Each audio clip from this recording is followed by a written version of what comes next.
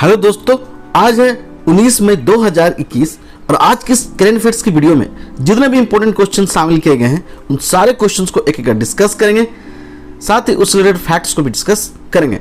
आप इस वीडियो का पीडीएफ लिंक नीचे दिए गए डाउनलोड लिंक से डायरेक्ट डाउनलोड कर सकते हैं या टेलीग्राम पे जाकर आप इस वीडियो का पीडीएफ डाउनलोड कर सकते हैं। दोस्तों, टेलीग्राम पे आपको पुराने वीडियो के पीडीएफ भी एक साथ मिल जाएंगे। तो इस वीडियो को अंत तक ध्यान से देखें और आइए शुरू करते हैं। कोविड नाम से एक समर्पित पोर्टल किसके द्वारा स्थापित किया गया है? कोविड नाम से एक समर्पित पोर्टल किसके द्वारा स्थापित किया गया है? नीति आयोग। नीति आयोग ने कोविड नाम से एक समर्पित पोर्टल बनाया है। तो इस क्वेश्चन का आंसर हो गया ऑप्शन बी, नीति आयोग। दोस्तों, नीति आयोग ने एक विस्तृत एसओपी यानी कि स्टैंडर्ड ऑपरेटिंग प्रोसीजर के साथ मिशन या व्यक्तिगत संगठनों से आने वाली सभी सहायता को ट्रैक करने के लिए कोविड नाम से एक समर्पित पोर्टल स्थापित किया है। दोस्तों, नीति आयोग की स्थापना 1 जनवरी 2015 को हुई थी और इसके उपाध्यक्ष राजीव कुमार हैं और मुख्य कार्यकारी अधिकारी अमिताभ कांत हैं, जबकि प्रधानमंत्री नीति आयोग के अध्यक्ष होते हैं। दोस्तों, नीति आयोग में एक गवर्निंग काउंसिल भी होता है जिसमें सभी राज्यों और केंद्र शासित प्रदेशों के मुख्यमंत्रियों के साथ विधानसभाओं और केंद्र शासित प्रदेशों के लेफ्टिनेंट गवर्नर शामिल होते हैं। हालांकि इसमें दिल्ली और पुडुचेरी शामिल नहीं है। इसमें क्षेत्रीय परिषदें भी होती हैं जो राज्यों के मुख्यमंत्रियों और केंद्र शासित प्रदेशों के उपराज्यपालों से बनती हैं। नीति आयोग के बारे में अन्य फैक्ट्स को जानते हैं तो हाल ही में नीति आयोग के द्वारा स्वास्थ्य पोषण पर एक डिजिटल रिपोजिटरी पोषण ज्ञान लॉन्च किया गया है और इंडिया एनर्जी डैशबोर्ड 2.0 जो है वो भी नीति आयोग के द्वारा ही लॉन्च किया गया है। आइए देखते हैं अन्य ऑप्शंस को। डीआरडीओ ने हाल ही में 2DG नाम से एक कोविड-19 की दवा बाजार में लॉन्च किया है। और दोस्तों, आयुष मंत्रालय के द्वारा आयुष संजीवनी ऐप को 2020 में कोविड-19 से बचाव के लिए जारी किया गया था और हाल ही में स्वास्थ्य मंत्रालय ने मिशन आहार क्रांति कार्यक्रम को शुरू किया है। Next question.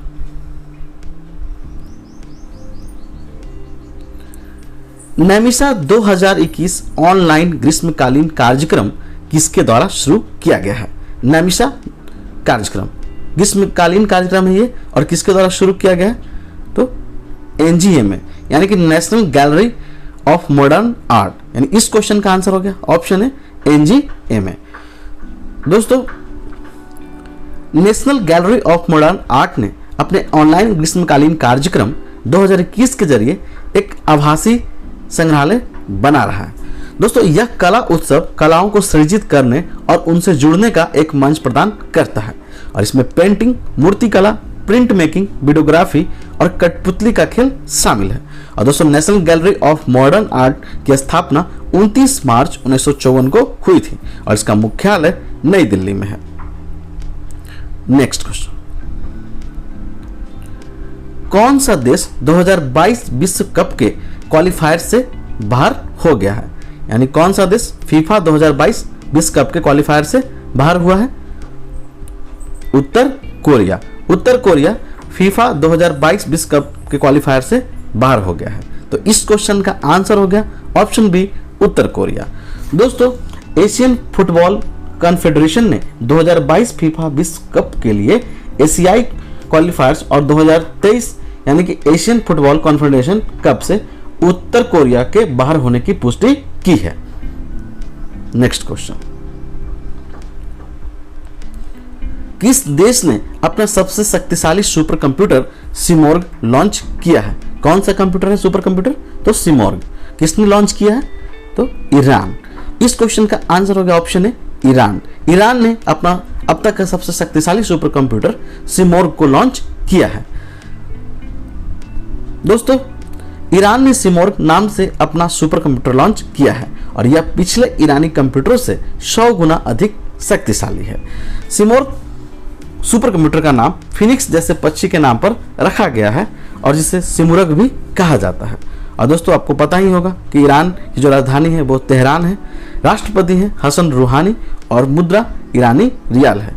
आइए ईरान की स्थिति को मैप पे देखते हैं। तो दोस्तों ये है ईरान की स्थिति, और ईरान जो है वो पश्चिम एशिया में स्थित एक देश है और इसकी सीमाएं कैस्पियन सागर, फारस की खाड़ी और ओमान की खाड़ी से लगती है। और ईरान जो है वो तुर्कमेनिस्तान, अफगानिस्तान, पाकिस्तान, इराक, तुर्की, आर्मेनिया, अजरबैजान आदि देशों के साथ सीमा साझा करता है। नेक्स्ट क्वेश्चन, हाल ही में किस देश में 300 साल बाद सारस देखा गया है? 300 साल बाद सारस, और कहां देखा गया है? तो आयरलैंड में। तो इस क्वेश्चन का आंसर हो गया ऑप्शन है, आयरलैंड में 300 साल बाद सारस को देखा गया है।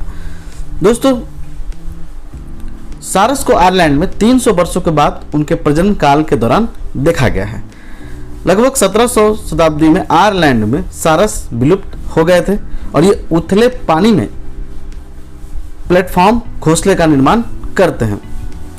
सारस आर्द्रभूमि और घास के मैदानों पर निर्भर होते हैं और पूर्वी एशिया और दक्षिण अमेरिका में इनकी 8 अलग अलग प्रजातियों जो हैं वो मिलती हैं। दोस्तों आइए जानते हैं आयरलैंड के बारे में कुछ अन्य फैक्ट्स। तो आयरलैंड यूरोप में उत्तर पश्चिम में एक स्थित द्वीपीय देश है और इसकी राजधानी डबलिन है दोस्तों। और यूनाइटेड किंगडम के उत्तरी हिस्से से आयरलैंड सीमा साझा करता है। साथ ही यह अटलांटिक महासागर से घिरा हुआ एक द्वीपीय देश भी है। इसके दक्षिण में सेल्टिक सागर, दक्षिण पूर्व में सेंट जॉर्ज चैनल है और जबकि पूर्व में आयरिश सागर है। और आयरलैंड के प्रधानमंत्री जो हैं वो माइकल मार्टिन है। नेक्स्ट क्वेश्चन, मिस यूनिवर्स 2020 का खिताब किसने जीता है? मिस यूनिवर्स 2020 एंड्रिया मेजा। दोस्तों एंड्रिया मेजा जो है वो मिस यूनिवर्स 2020 का खिताब जीत ली है। तो इस क्वेश्चन का आंसर हो गया ऑप्शन है एंड्रिया मेजा। दोस्तों मैक्सिको की एंड्रिया मेजा को मिस यूनिवर्स 2020 का खिताब मिला है। एंड्रिया को पूर्व मिस यूनिवर्स जोजिम्बनी तुजी मिस यूनिवर्स का ताज पहनाया। और दोस्तों भारत की एंडलिन कॉस्टेलिनो टॉप 5 में अपनी जगह बना पाई है। और जोजिम्बनी तुजी जो है जो कि दक्षिण अफ्रीका की रहने वाली है, मिस यूनिवर्स का खिताब जीतने वाली पहली अश्वेत महिला थी। नेक्स्ट क्वेश्चन, संयुक्त राष्ट्र वैश्विक सड़क सुरक्षा सप्ताह 2021 की थीम क्या है? वैश्विक सड़क सुरक्षा सप्ताह 2021 और किसके द्वारा किया गया है? तो संयुक्त राष्ट्र के द्वारा। तो इसकी थीम क्या है? Streets for life. तो इस क्वेश्चन का आंसर हो गया option B, streets for life जो है वो संयुक्त राष्ट्र के द्वारा वैश्विक सड़क सुरक्षा सप्ताह 2021 की थीम रखी गई है। नेक्स्ट क्वेश्चन, किस राज्य सरकार ने आयुष घर द्वार कार्यक्रम की शुरुआत की है? आयुष घर द्वार कार्यक्रम किसने शुरू किया है? तो हिमाचल प्रदेश। इस क्वेश्चन का आंसर हो गया ऑप्शन डी, हिमाचल प्रदेश। दोस्तों हिमाचल प्रदेश सरकार ने योग के जरिए होम आइसोलेटेड कोविड-19 पॉजिटिव रोगियों को स्वस्थ रखने के लिए आयुष घर द्वार कार्यक्रम शुरू किया है। यह कार्यक्रम आयुष विभाग द्वारा आर्ट ऑफ लिविंग संगठन के सहयोग से शुरू किया गया है। इस कार्यक्रम में योग भारती के प्रशिक्षक अपनी सेवाएं प्रदान करेंगे और राज्य भर में इस कार्यक्रम को चलाया जाएगा। दोस्तों आइए देखते हैं हिमाचल प्रदेश की स्थिति मैप पे। तो यह है हिमाचल प्रदेश और इसकी राजधानी जो है वो शिमला है। राज्यपाल बंडारू दत्तात्रेय, मुख्यमंत्री जयराम ठाकुर। दोस्तों हिमाचल प्रदेश में कुछ प्रमुख दर्रे के नाम जो हैं वो ये हैं, रोहतांग दर्रा, सिपकीला दर्रा, बारालाचा दर्रा, कुंजम दर्रा और पिन घाटी राष्ट्रीय उद्यान जो कि एक प्रसिद्ध राष्ट्रीय उद्यान है, लाहौल स्पीति जिले में ही स्थित है। दोस्तों हिमाचल प्रदेश के रोहतांग में अटल सुरंग बनाया गया है जो दुनिया की सबसे लंबी राजमार्ग सुरंग है। भारत और अमेरिका के बीच ब्रज प्रहार सैन्य अभ्यास हिमाचल प्रदेश में ही आयोजित किया गया था। भारत में पहली बार हींग की खेती जो है वो हिमाचल प्रदेश में ही शुरू की गई है।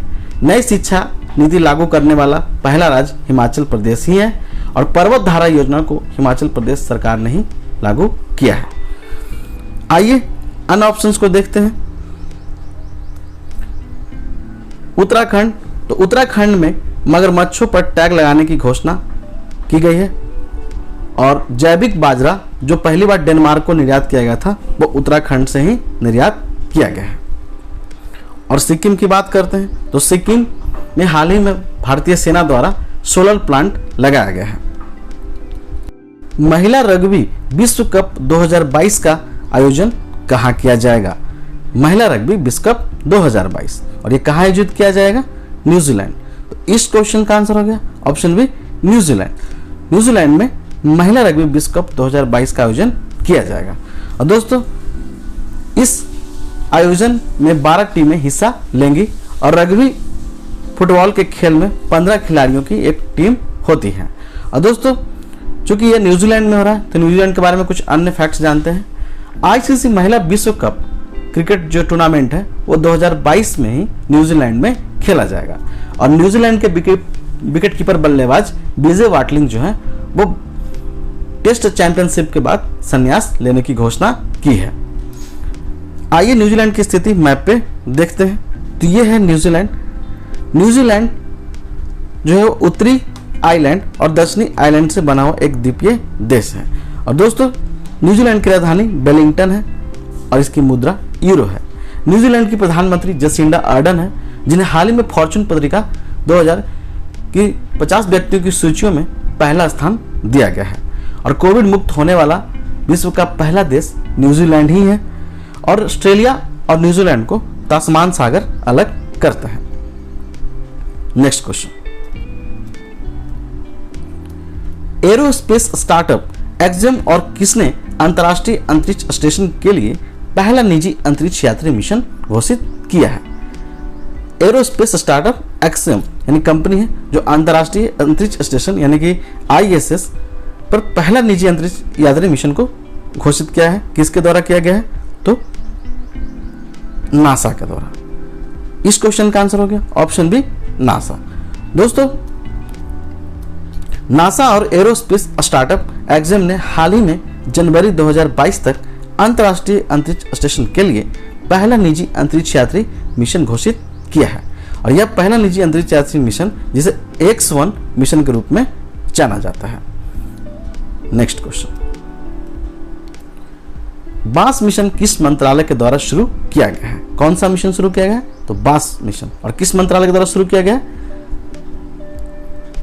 कृषि एवं किसान कल्याण मंत्रालय। तो इस क्वेश्चन का आंसर हो गया ऑप्शन सी कृषि एवं किसान कल्याण मंत्रालय के द्वारा बांस मिशन शुरू किया गया है। दोस्तों कृषि और किसान कल्याण मंत्रालय के तहत कृषि और सहकारिता विभाग बांस मिशन के क्रियान्वयन के लिए जिम्मेदार एजेंसी है और यह योजना 100% केंद्र प्रायोजित है तथा घरेलू अगरबत्ती उद्योग को मजबूत करने के लिए इस तरह के उपायों को बढ़ावा दिया जा रहा है। और दोस्तों कृषि एवं किसान कल्याण मंत्री जो है वो नरेंद्र सिंह तोमर है।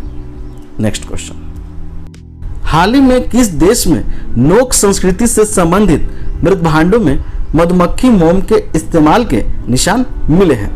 नोक संस्कृति से संबंधित मृत भांड, उसमें क्या मिला है? तो मधुमक्खी मोम के निशान। दोस्तों इस क्वेश्चन का आंसर है ऑप्शन डी नाइजीरिया। नाइजीरिया में नोक संस्कृति से संबंधित मृत भांडों में मधुमक्खी मोम के निशान पाए गए हैं। नोक संस्कृति अपनी टेराकोटा मूर्तियों के लिए जानी जाती है और इस संस्कृति के जो लोग होते हैं वो लौह युग के माने जाते हैं और इस संस्कृति की अवधि 1500 ईसा पूर्व से 500 ईसा पूर्व तक थी। और दोस्तों भारत में भी मृदभांड मिले हैं और भारत में चित्रित धूसर मृदभांड से संबंधित सबसे बड़ा स्थल हरियाणा से प्राप्त बुखारी है और भारत में लाल तथा काले मृदभांड लोथल, रंगपुर, महेश्वर, नागदा और नगदा टोली आदि जगहों पर मिले हैं। आइए नाइजीरिया की स्थिति मैप पे देखते हैं। तो ये है नाइजीरिया और दोस्तों नाइजीरिया जो है वो पश्चिम अफ्रीका में गिनी की खाड़ी के पास स्थित एक देश है और इसकी सीमा नाइजर, चाड, बेनिन, चैम्बर आदि देशों के साथ लगती है। नाइजीरिया के राष्ट्रपति मुहम्मदू बुहारी है, राजधानी एबुजा और मुद्रा नायरा है। Next question, international invincible gold medal 2021 के प्राप्तकर्ता कौन है? इंटरनेशनल इनविंसिबल गोल्ड मेडल किसने प्राप्त किया? रमेश पोखरियाल निशंक। इस क्वेश्चन का आंसर हो गया ऑप्शन बी, रमेश पोखरियाल निशंक। और दोस्तों रमेश पोखरियाल निशंक जो है वो भारत के शिक्षा मंत्री हैं और इन्हें ये अवार्ड से सम्मानित किया गया है और इन्होंने इस अवार्ड से जो भी प्राप्त राशि है उन्हें कोविड-19 के राहत कार्यों के लिए दान में दे दिया है। नेक्स्ट क्वेश्चन, हाल ही में किस संगठन ने migration and development brief report जारी की है? Migration and development brief report तो किसने जारी की है? विश्व बैंक। विश्व बैंक ने migration and development brief report जारी की है। तो इस क्वेश्चन का आंसर हो गया ऑप्शन सी, विश्व बैंक। दोस्तों इस रिपोर्ट के अनुसार 2019 की तुलना में 2020 में निम्न और मध्यम आय वाले देशों में प्रेषण प्रवाह यानी कि धन प्रवाह 1.9% कम रहा है। वर्ष 2020 में यह 540 बिलियन अमेरिकी डॉलर था, जबकि 2019 में यह 548 बिलियन अमेरिकी डॉलर था। और दोस्तों भारत 2020 में धन प्रेषण में प्रथम स्थान पे था। तो दोस्तों ये था आज का करंट अफेयर्स। अगर आपको वीडियो थोड़ा भी हेल्पफुल लगता है तो इस वीडियो को लाइक, चैनल को सब्सक्राइब और दोस्तों के साथ शेयर करना बिल्कुल न भूलिएगा। धन्यवाद।